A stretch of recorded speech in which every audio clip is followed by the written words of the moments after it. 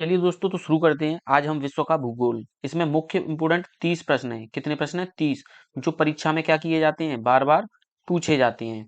तो पहला क्वेश्चन है आपका कि निम्नलिखित में से कौन सा सौरमंडल का भाग नहीं है। चार ऑप्शन है। पहला है क्षुद्र ग्रह, दूसरा है धूमकेतु, और सी है आपका यानी तीसरा ग्रह, और चौथा है निहारिका। तो इनमें से जो सौरमंडल का भाग नहीं है, देखो, क्षुद्र ग्रह क्या होते हैं? क्षुद्र ग्रह, उल्कापिंड, धूमकेतु, ग्रह, ये सभी सौरमंडल के भाग होते हैं। कैसे होते हैं? सौरमंडल के भाग होते हैं। लेकिन निहारिका सौरमंडल का भाग नहीं होती है। निहारिका सौरमंडल का भाग नहीं होती है, यानी चौथा ऑप्शन इसका सही आंसर हो जाएगा। नेक्स्ट प्रश्न देखते हैं। नेक्स्ट प्रश्न है आपका, और दूसरा प्रश्न है कि वैज्ञानिक जिन्होंने सर्वप्रथम खोज की कि पृथ्वी सूर्य के चारों ओर घूमती है थे, यानी ऐसे वैज्ञानिक कौन थे जिन्होंने सर्वप्रथम खोज की कि पृथ्वी है जो सूर्य के चारों ओर घूमती है? पहला ऑप्शन है न्यूटन, दूसरा ऑप्शन है डाल्टन, तीसरा है कोपरनिकस, और चौथा है आइंस्टीन। जल्दी से बताइए। तो जो सर्वप्रथम खोज की थी वह कोपरनिकस ने की थी। कब की? किसने की थी? कोपरनिकस ने की थी। और यह कब की थी? यह की थी 1514 में। कब की थी? 1514 ईस्वी में की थी। नेक्स्ट प्रश्न है तीसरा, और ये परीक्षा में बार बार पूछे जाती है कि हमारी आकाशगंगा के केंद्र की परिक्रमा करने में सूर्य को समय लगता है, यानी जो हमारी आकाशगंगा है, हमारी आकाशगंगा है, उसके केंद्र की परिक्रमा करने में सूर्य को कितना समय लगता है? जो यानी जो हमारी आकाशगंगा है, उसको सूर्य को एक परिक्रमा करने में कितना समय लगता है? पहला ऑप्शन है 5 करोड़ वर्ष, बी ऑप्शन है 10 करोड़ वर्ष, सी ऑप्शन है 20 करोड़ वर्ष, और डी ऑप्शन है 25 करोड़ वर्ष। तो जो सूर्य को समय लगता है, जो सूर्य को समय लगता है, वो आपको 25 करोड़ वर्ष लगता है। कितना लगता है? 25 करोड़ वर्ष लगता है, यानी डी ऑप्शन इसका सही आंसर हो जाएगा। ऐसे ही चौथा क्वेश्चन है कि हमारे अंतरिक्ष में कितने तारामंडल हैं? हमारे अंतरिक्ष में कितने तारामंडल हैं? तो हमें पता होना चाहिए कि हमारे अंतरिक्ष में कितने तारामंडल हैं, और यह परीक्षा में क्या किए जाते हैं? परीक्षा में बार बार पूछे जाने वाले प्रश्न हैं। परीक्षा में पूछे जाने वाले प्रश्न। तो हमारे अंतरिक्ष में कितने तारामंडल हैं? ए ऑप्शन है 87, बी ऑप्शन है 88, और सी ऑप्शन है 89, और डी ऑप्शन है 90। कितना है? 90। सही आंसर हो जाएगा इसका 88, यानी हमारे तारामंडल में 88 है। कितने हैं? 88 है, यानी हमारे अंतरिक्ष में जो तारामंडल हैं वो कितने हैं? 88, यानी बी ऑप्शन इसका सही आंसर है।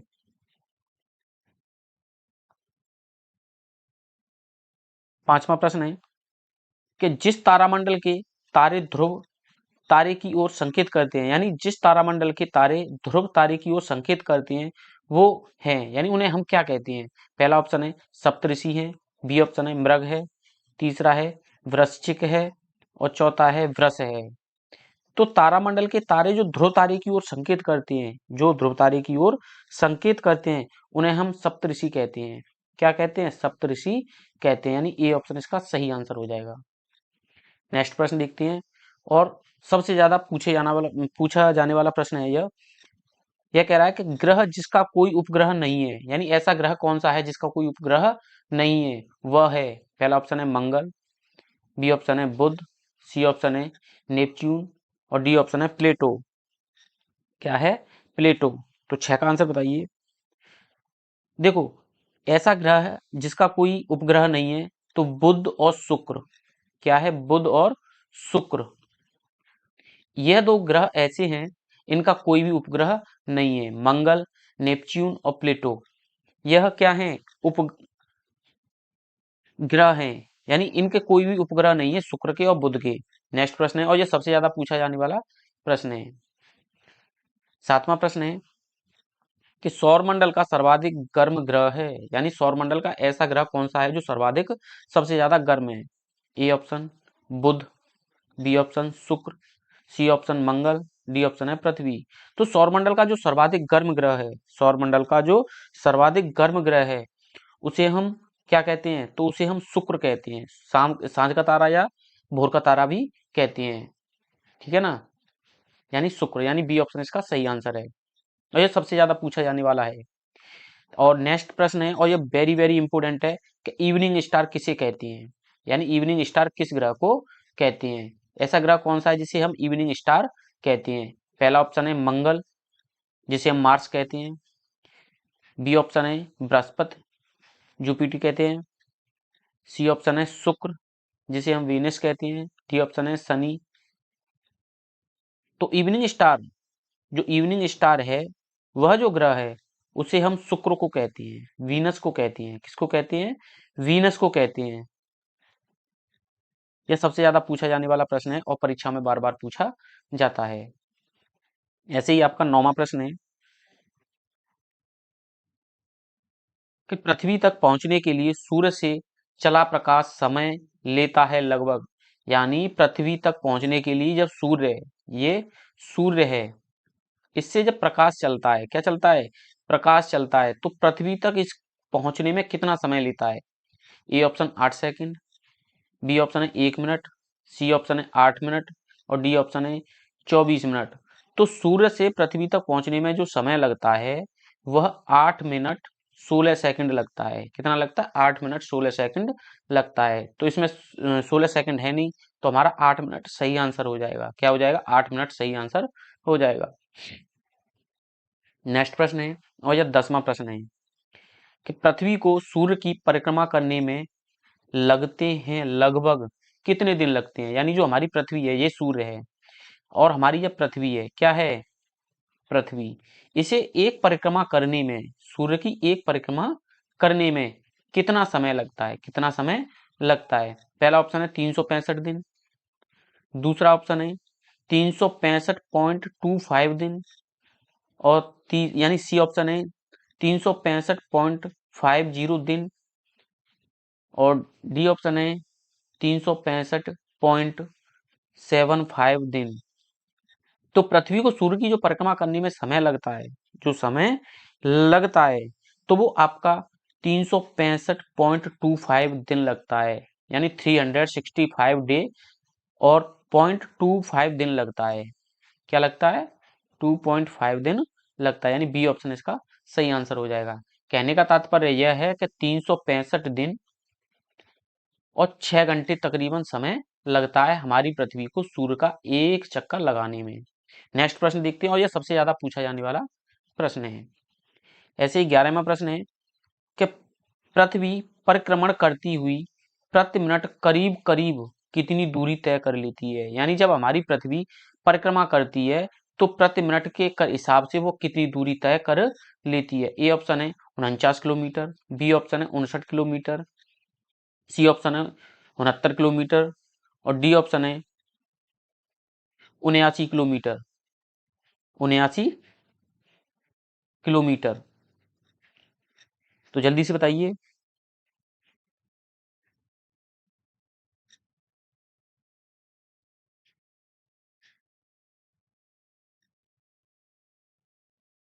तो देखो, जो हमारी पृथ्वी है, जो हमारी पृथ्वी है, लगभग 1670 किलोमीटर प्रति घंटे की रफ्तार से घूमती है। किससे घूमती है? 1670 घंटे प्रति रफ्तार से घूमती है तकरीबन। ठीक है ना? अगर इसे हम डिवाइड कर देते हैं, क्या कर देते हैं? डिवाइड कर देते हैं 60 से, तो इसका जो आंसर आएगा 27.8 आएगा। लेकिन इसमें है नहीं, तो इसके लिए स्टार। क्या आएगा? स्टार। यानी यह कॉमन में चला जाएगा। नेक्स्ट प्रश्न है, तब भी ध्यान रखने वाली बात है कि हमारी जो पृथ्वी है 1 मिनट में तकरीबन कितना घूम लेती है? तो यह लगभग 27.8 दूरी तय कर लेती है घूमते समय, परिक्रमा कर से, यानी परिक्रमण करते समय। ठीक है ना? 12वां प्रश्न है और सबसे महत्वपूर्ण प्रश्न है कि पृथ्वी पर मरुभूमि होने की संभावना अधिक रहती है। कब रहती है? ए ऑप्शन कह रहा है कि 0 अंश अक्षांश के पास, बी ऑप्शन है 23 डिग्री अक्षांश के पास, सी ऑप्शन है 50 डिग्री अक्षांश के पास। तो पृथ्वी पर मरुभूमि होने की जो संभावना अधिक रहती है, संभावना अधिक रहती है, तो वो आपकी रहती है 23 डिग्री अक्षांश के पास। 23 डिग्री अक्षांश के पास, यानी बी ऑप्शन इसका सही आंसर हो जाएगा एकदम। और 13वां प्रश्न है और महत्वपूर्ण प्रश्न है कि एक प्रभावी कोरियोलिस बल किस कारण होता है? ए ऑप्शन है सौर प्रणाली के, बी ऑप्शन है पृथ्वी का घूर्णन, सी ऑप्शन है पृथ्वी का आंतरिक भाग और डी ऑप्शन है कोलोराडो और खाड़ी धारा। तो एक प्रभावी कोरियोलिस बल किस कारण होता है? तो ये किसके कारण होता है? तो ये जो कारण होता है वो होता है आपका पृथ्वी का घूर्णन। क्या होता है? पृथ्वी का घूर्णन, यानी बी ऑप्शन इसका सही आंसर हो जाएगा। नेक्स्ट प्रश्न है और यह 14वां प्रश्न है कि सौरमंडल का सबसे बड़ा ग्रह है, यानी हमारे सौरमंडल में सबसे बड़ा ग्रह कौन सा है? पहला ऑप्शन है बृहस्पति यानी सॉरी पृथ्वी, बी ऑप्शन है मंगल, सी ऑप्शन है बृहस्पति और डी ऑप्शन है शनि। तो सौरमंडल का जो सबसे बड़ा ग्रह है वो बृहस्पति है। क्या है? बृहस्पति। अपनी पृथ्वी 5वें नंबर पर आती है। कौन से नंबर पर आती है? 5वें नंबर पर आती है। अगर इनका क्रम की बात की जाए तो सबसे पहला जो बृहस्पति है, क्या है? बृहस्पति, बृहस्पति, ठीक है ना। इसके बाद आता है शनि, बृहस्पति शनि अरुण और वरुण, अरुण और वरुण, ठीक है ना। मैं शॉर्ट में लिख देता हूं। फिर आता है पृथ्वी, पृथ्वी के बाद में आता है शुक्र, शुक्र के बाद आता है मंगल, मंगल के बाद में आता है बुध, बुध सबसे छोटा ग्रह है। अगर सबसे दूर की बात की जाएगी तो यह वरुण है, इसे हम नीला ग्रह भी कहते हैं। वरुण को हम क्या कहते हैं? नीला ग्रह भी कहते हैं। नेक्स्ट क्वेश्चन है और यह 15वां प्रश्न होगा। कौन सा होगा? 15वां। कि निम्नलिखित में से किस ग्रह का घनत्व सबसे कम है? यानी ऐसा कौन सा ग्रह है जिसका सबसे घनत्व कम है? पहला ऑप्शन है पृथ्वी, बी है मंगल, सी ऑप्शन है शुक्र और डी ऑप्शन है शनि। तो सबसे जो कम घनत्व है वो शनि का होता है। किसका होता है? शनि का होता है। ऐसा बताया जाता है, अगर इसे पानी पे रख दो, किस पे रख दो? पानी पे, तो ये तैरेगा। क्या करेगा? तैरेगा, पानी पर भी तैरेगा, इतना हल्का होता है। नेक्स्ट प्रश्न है 16वां प्रश्न है कि शनि सूर्य के चारों ओर एक चक्कर लगाने में कितना समय लेता है? जो हमारा शनि ग्रह है वह एक चक्कर सूर्य का लगाने में कितना समय लेता है? पहला ऑप्शन है 18.5 वर्ष, बी ऑप्शन है 36 वर्ष, सी ऑप्शन है 29.5 वर्ष और डी ऑप्शन है 84 वर्ष। तो शनि सूर्य महाराज के चक्कर लगाने में, यानी जो हमारे शनिदेव हैं वह सूर्य का एक चक्कर लगाने में जो समय लेती हैं, जो समय लेती हैं वह आपका 29.5 वर्ष लेती हैं। कितना लेते हैं? 29.5 वर्ष एक चक्कर लगाने में समय लेती हैं। नेक्स्ट प्रश्न है और यह 17वां प्रश्न है। कितना है? 17वां प्रश्न है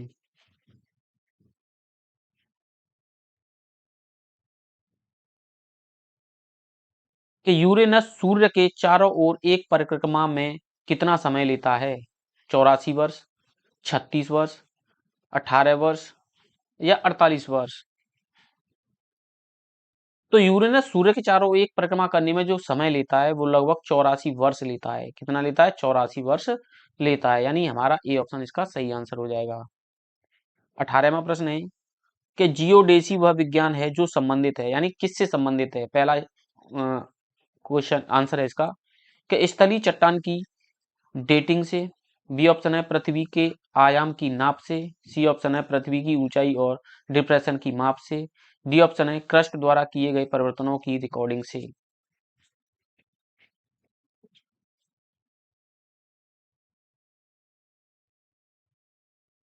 तो इसका जो आंसर हो जाएगा कि जियोडेसी वह विज्ञान है जो संबंधित होता है पृथ्वी के आयाम की माप से, पृथ्वी के आयाम की माप से, यानी बी ऑप्शन इसका सही आंसर है। नेक्स्ट क्वेश्चन है आपका और यह 19वां प्रश्न है कि किसी स्थान का मानक समय निर्धारित करने का आधार होता है, यानी किसी स्थान का मानक समय निर्धारित करने का क्या आधार होता है? पहला ऑप्शन है देशांतर रेखाएं, दूसरा ऑप्शन है कि अक्षांश रेखाएं और सी ऑप्शन है इसका अंतरराष्ट्रीय तिथि रेखा और डी ऑप्शन है प्रधान मध्याह्न रेखा। तो किसी स्थान का मानक समय निर्धारित करने का जो आधार होता है, जो आधार होता है, तो जो वो आपका होता है तो वो होता है आपका प्रधान मध्याह्न रेखा। क्या होता है? प्रधान मध्याह्न रेखा। डी ऑप्शन इसका सही आंसर है। 20वां प्रश्न है यह कि अंतरराष्ट्रीय दिनांक रेखा खींची जाती है, यानी जो अंतरराष्ट्रीय दिनांक रेखा है वो कहाँ से खींची जाती है या कहाँ खींची जाती है?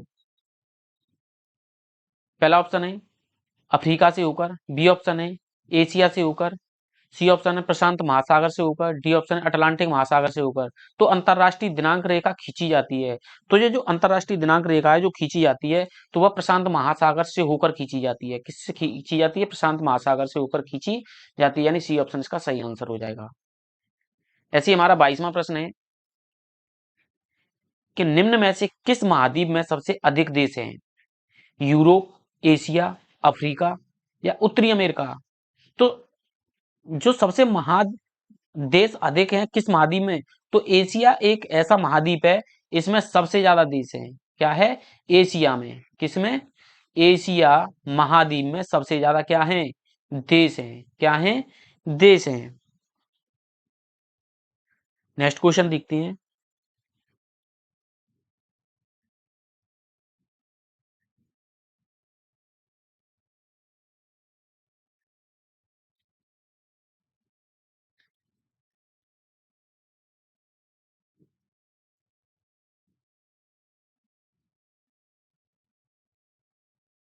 सॉरी, इसमें यानी किस महाद्वीप में सबसे अधिक देश हैं? तो ये अफ्रीका महाद्वीप आएगा। कितना आएगा?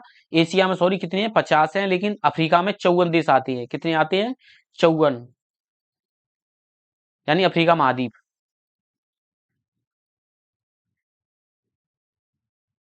नेक्स्ट प्रश्न है कि सर्वाधिक उत्तरी दक्षिणी अक्षांशीय लंबाई वाली सीमा वाला देश कौन सा है? रूस, चिली, चीन या ब्राजील?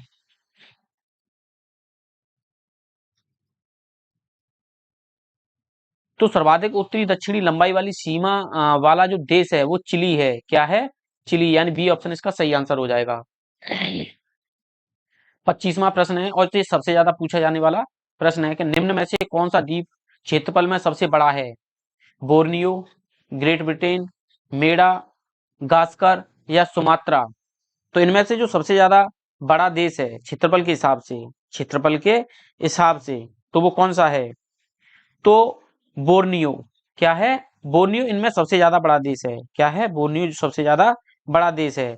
अगर बोर्नियो की क्षेत्रफल की बात की जाए तो यह लगभग 75, 19, 29 वर्ग किलोमीटर है। क्या है? वर्ग किलोमीटर है। ठीक है ना? नेक्स्ट क्वेश्चन है और 26वां प्रश्न है यह। कौन सा प्रश्न है? 26वां प्रश्न है कि निम्नलिखित में से कौन सा देश भौगोलिक क्षेत्र की दृष्टि से सीमा रहित सबसे बड़ा देश है? न्यूजीलैंड, फिलीपींस, जापान या क्यूबा? भौगोलिक क्षेत्र की दृष्टि से जो सीमा रहित सबसे बड़ा जो देश है वो जापान है। क्या है? जापान है। जापान मुख्यतः 4 द्वीपों हो होकैडो, होन्शु, शिकोकू और क्यूशू का समूह है। क्या है? समूह है। इसकी जो राजधानी है, इसकी जो राजधानी है वो टोक्यो है। क्या है? टोक्यो। क्या है? टोक्यो। 27वां प्रश्न है कि भौगोलिक क्षेत्र की दृष्टि से जापान का सबसे बड़ा द्वीप है, यानी भौगोलिक क्षेत्र की दृष्टि से जापान का जो सबसे बड़ा द्वीप है वो कौन सा है? Hokkaido, Honshu, शिकोंगू, Kyushu?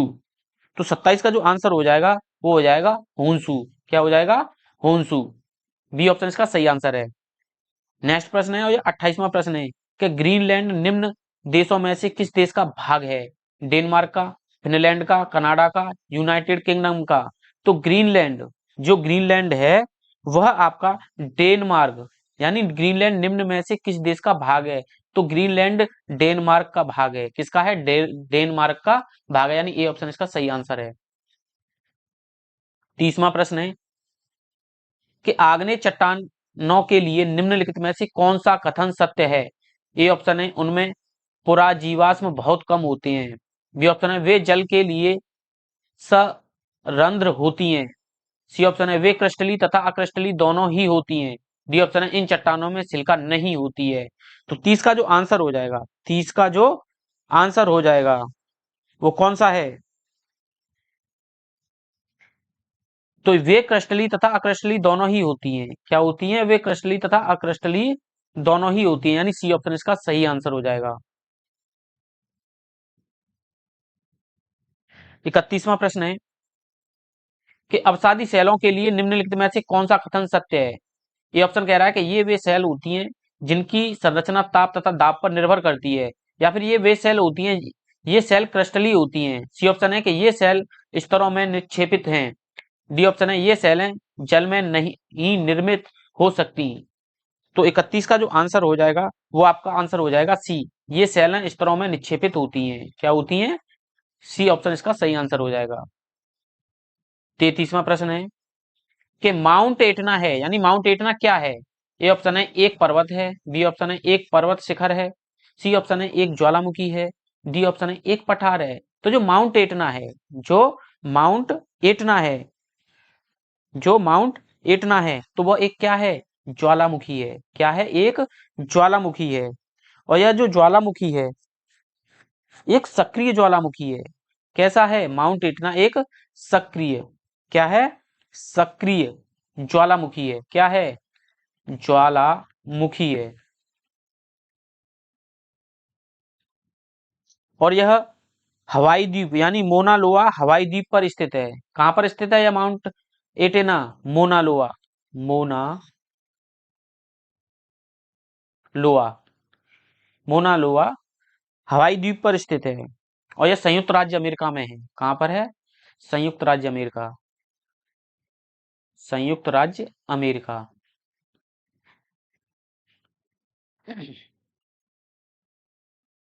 34वां प्रश्न है कि मोना लोआ एक उदाहरण है। किसका उदाहरण है? एक सक्रिय ज्वालामुखी का, बी ऑप्शन है प्रसुप्त ज्वालामुखी का, सी ऑप्शन है शांत ज्वालामुखी का, डी ऑप्शन है ज्वालामुखी क्षेत्र में पठार का। तो जो मोना लोआ है, जो मोना लोआ है वह एक उदाहरण है, वह एक उदाहरण है। तो किसका उदाहरण है? तो यह एक सक्रिय ज्वालामुखी का उदाहरण है। क्या है? एक सक्रिय ज्वालामुखी का उदाहरण है। यानी हम कह सकते हैं कि हमारा जो आंसर हो जाएगा ए ऑप्शन सही आंसर हो जाएगा। नेक्स्ट प्रश्न देखते हैं। और ये 36वां प्रश्न होगा कि विश्व की सबसे ऊंची चोटियां किस प्रकार के पर्वतों में पाई जाती हैं। यानी जो विश्व की सबसे ऊंची चोटी है वो किस प्रकार के पर्वतों में पाई जाती हैं। पहला ऑप्शन है प्राचीन मोड़दार मोड़दार पर्वत, बी ऑप्शन है नवीन मोड़दार पर्वत, सी ऑप्शन है अवशिष्ट पर्वत, डी ऑप्शन है ब्लॉक पर्वत। तो विश्व की सबसे ऊंची चोटियां जो पाई जाती हैं वो नवीन मोड़दार पर्वत में पाई जाती हैं। कहां पर पाई जाती हैं? नवीन मोड़दार पर्वत में पाई जाती हैं। नेक्स्ट प्रश्न है, और ये सबसे ज्यादा पूछा जाने वाला प्रश्न है, और यह हर एग्जाम में पूछा जाता है, यानी ऑल एग्जाम में पूछा जाता है। क्या पूछा जाता है? ऑल एग्जाम में पूछा जाता है। किसमें पूछा जाता है? ऑल एग्जाम में पूछा जाता है कि विश्व की सर्वाधिक लंबी पर्वत श्रृंखला है। विश्व की सर्वाधिक लंबी पर्वत श्रृंखला है वो कौन सी है? हिमालय, एंडीज, रॉकीज या आल्पस। तो विश्व की सर्वाधिक जो लंबी, ऊंचाई की बात नहीं कर रहा है, ये लंबाई की बात कर रहा है। किसकी बात कर रहा है? लंबाई की। तो लंबी पर्वत श्रृंखला है तो यह एंडीज है। क्या है? एंडीज। क्या है? एंडीज। जो एंडीज पर्वत यानी पर्वत श्रृंखला है वह दक्षिणी अमेरिका की प्रमुख विश्व की सबसे लंबी पर्वत श्रेणी है। इसकी जो लंबाई है लगभग, एंडीज की जो लंबाई है लगभग 7200 किलोमीटर है। कितनी है? 7200 किलोमीटर है। नेक्स्ट क्वेश्चन है, और यह 38वां प्रश्न है कि कोकोस प्लेट किनके मध्य पाई जाती है। यानी जो कोकोस प्लेट है वो किनके मध्य पाई जाती है। ए ऑप्शन है मध्य अमेरिका तथा प्रशांत प्लेट, बी ऑप्शन है दक्षिण अमेरिका तथा प्रशांत प्लेट, सी ऑप्शन है लाल सागर तथा फारस की खाड़ी, डी ऑप्शन है एशियाई प्लेट तथा प्रशांत प्लेट, और ई है कि उपयुक्त में से कोई नहीं, उपयुक्त में से एक से अधिक। जल्दी से आंसर बताइए।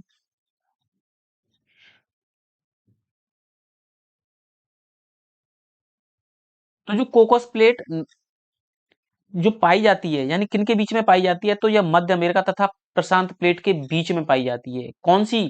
कोकोस या मध्य अमेरिका, मध्य अमेरिका और प्रशांत प्लेट के बीच में पाई जाती है कोकोस। नेक्स्ट प्रश्न देखते हैं, और यह 39वां प्रश्न है कि संयुक्त राज्य अमेरिका का राष्ट्र बाउल निम्नलिखित में से किस देश से संबंधित है। ए ऑप्शन है ग्रेट लेक्स प्रदेश से, बी ऑप्शन है अलाबामा प्रदेश से, सी ऑप्शन है कैलिफोर्निया प्रदेश से और डी ऑप्शन है पिट्सबर्ग प्रदेश से।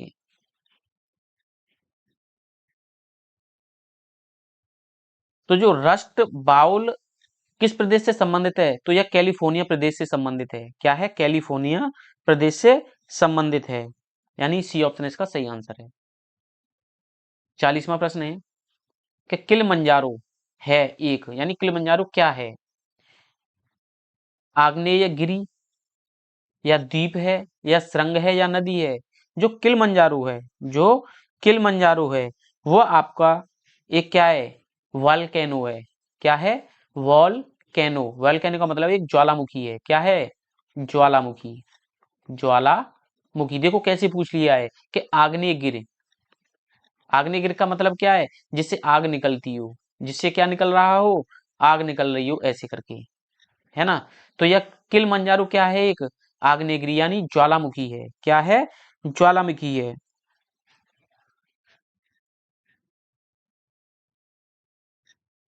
किलिमंजारो क्या है, एक ज्वालामुखी पर्वत है। क्या है, पर्वत। नेक्स्ट क्वेश्चन है और सबसे ज्यादा पूछा जाने वाला प्रश्न है, और यह हर एग्जाम में पूछा जाता है, यानी all exam, all exam, all exam में पूछा जाने वाला प्रश्न है कि गोबी का मरुस्थल है, यानी जो गोबी है उसका मरुस्थल कौन सा है। चीन है, पश्चिमी अफ्रीका है, दक्षिणी ऑस्ट्रेलिया में है या दक्षिण अमेरिका में है।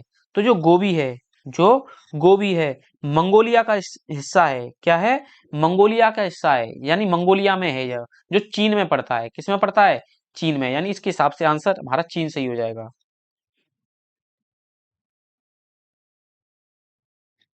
42वां प्रश्न है कि जोहान्स वर्ग विख्यात है, यानी जो जोहान्स वर्ग है वो किसके लिए विख्यात है। ए ऑप्शन है स्वर्ण खनन हेतु, बी ऑप्शन है टिन खनन हेतु, सी ऑप्शन है अभ्रक खनन हेतु, डी ऑप्शन है लोह अयस्क खनन हेतु। तो जो जोहान्स वर्ग जो विख्यात है, जोहान्स वर्ग जो विख्यात है वह स्वर्ण, स्वर्ण कहते हैं सोना, खनन हेतु यानी सोने की खदान के लिए, सोने की खदान, खदान के लिए विश्व विख्यात है। क्या है, विख्यात है, यानी ए ऑप्शन हमारा सही आंसर हो जाएगा, और यह सबसे ज्यादा पूछा जाने वाला प्रश्न है। 43वां प्रश्न है और यह सबसे ज्यादा पूछा जाने वाला प्रश्न है कि निम्नलिखित में से कौन सा एक स्थल रुद्ध देश है। स्थल रुद्ध देश है, पहला ऑप्शन बेल्जियम है, हंगरी है, रोमानिया है या यूक्रेन है।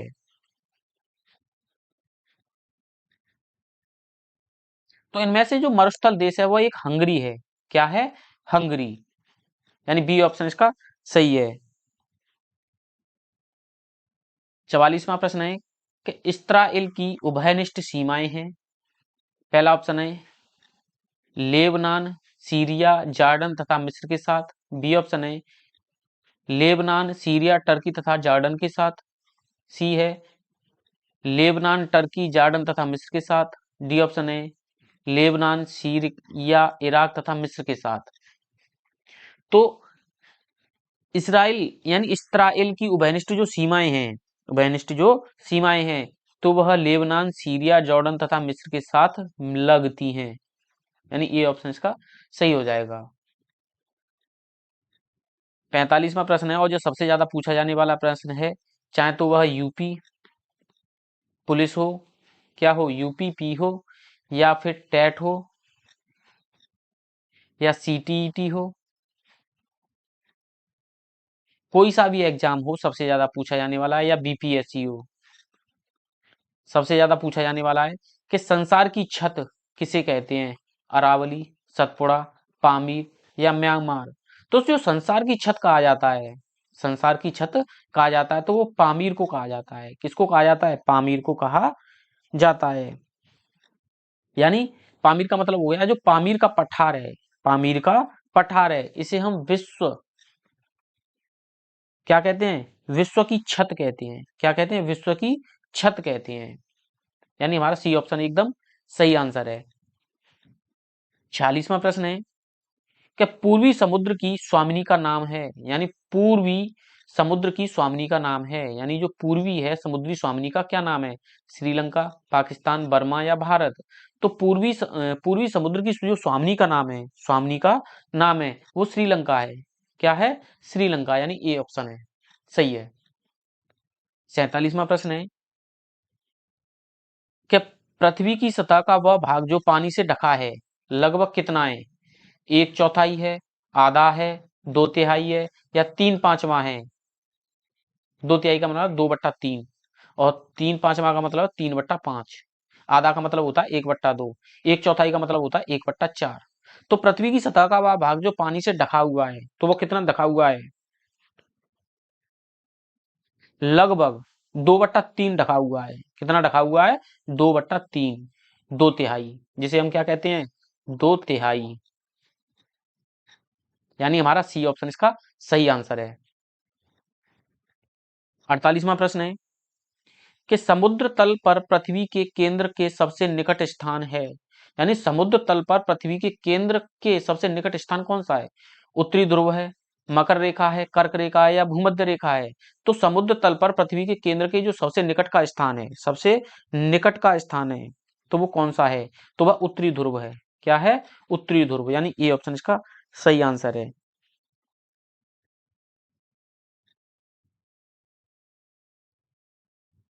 नेक्स्ट क्वेश्चन है और यह सबसे बारीक से ही देखना पड़ेगा इसे। 49वां प्रश्न है कि 64,000 किलोमीटर लंबाई एवं 2,000 किलोमीटर से 2,400 किलोमीटर चौड़ाई चौड़ाई वाला एक कटक उत्तरी एवं दक्षिणी अटलांटिक महासागरीय द्रोणियों के मध्य से गुजरता हुआ हिंद महासागरीय श्रेणी या महासागरीय द्रोणी और फिर ऑस्ट्रेलिया तथा अटलांटिक के बीच से दक्षिण प्रशांत महासागरीय द्रोणी में प्रवेश करता है। यह कटक कौन सा है? तो यह कटक क्या वह सोकोत्रा लक्षद्वीप या चोसो चैगोस कटक है? बी ऑप्शन है प्रशांत और अटलांटिक कटक है, डी है डाल्फिन चैलेंजर कटक है या मध्य महासागरीय कटक है?